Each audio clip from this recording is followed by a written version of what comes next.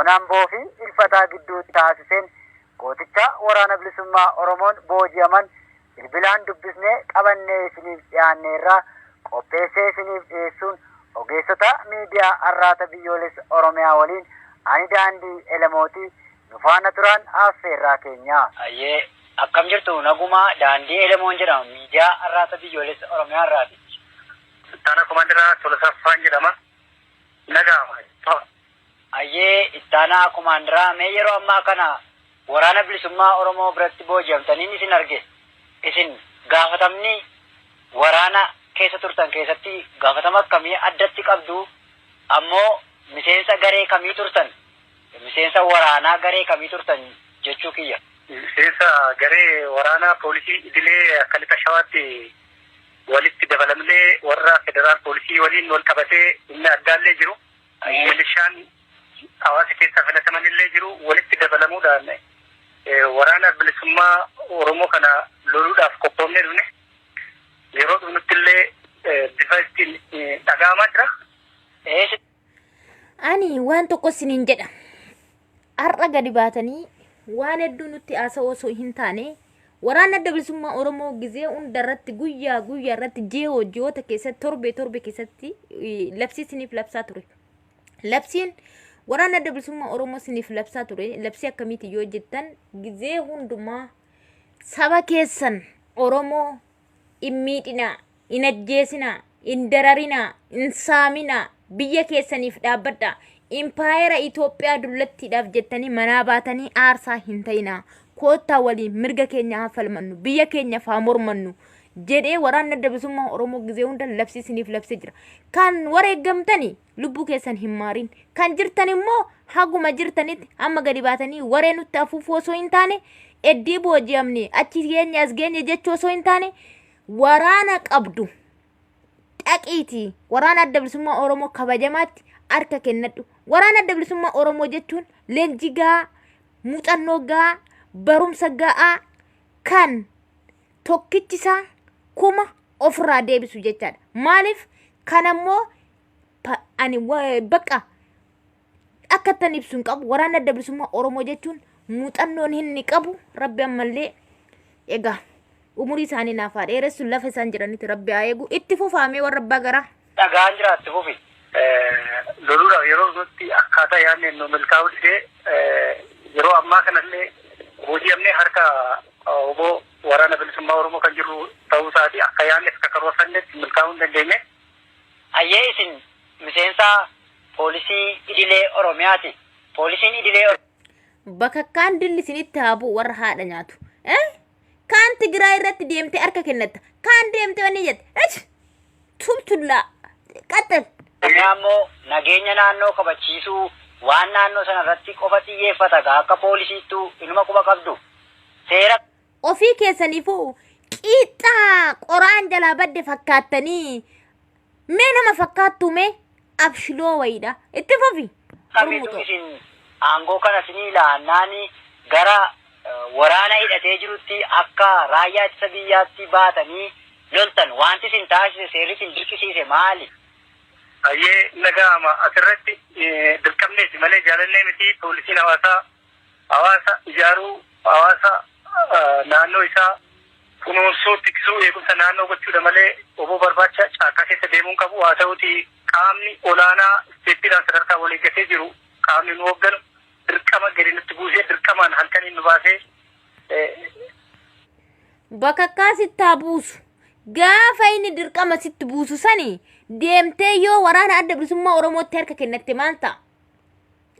Kuni barii hamma bar albaatiin hudduutti si rakkannaan waraanni adda bilisummaa Oromoo harkaan si qabatee gaafa sirra deemu lubbuu koo nan baasinaa jettee harkatti kennatte malee gaafa duraanii meeshaa kee akka hidhattetti maaliif dhattee waraana adda bilisummaa Oromootti harka hin kenne? Itti fufi nafsii keessi keessa gada fuufu. Juntaa fi shanee barbaanna sakattaana opereeshinii baasi jechuudhaan nu dirqamsiisa. Namichi umurii keessan guutuu shanee barbaada, junta barbaada, opereeshinii baasa maalii godha? Aboo maa uummata jiraatuu taatan. Mee kophee keessan kana warroonni amma bar viidiyoo kana argaa jirtan kun warroota Tigraay irratti qabamanidha. Garuu immoo haa ta'ullee malee sagaleen kun sagalee godina shawaa lixaa konyaa amboo jalatti argamudha. Kan isaan qabamanii albaatii hoboon kiyya irra deemnan gallakkisanii harkatti kennatan oboo kiyyanaa jiran.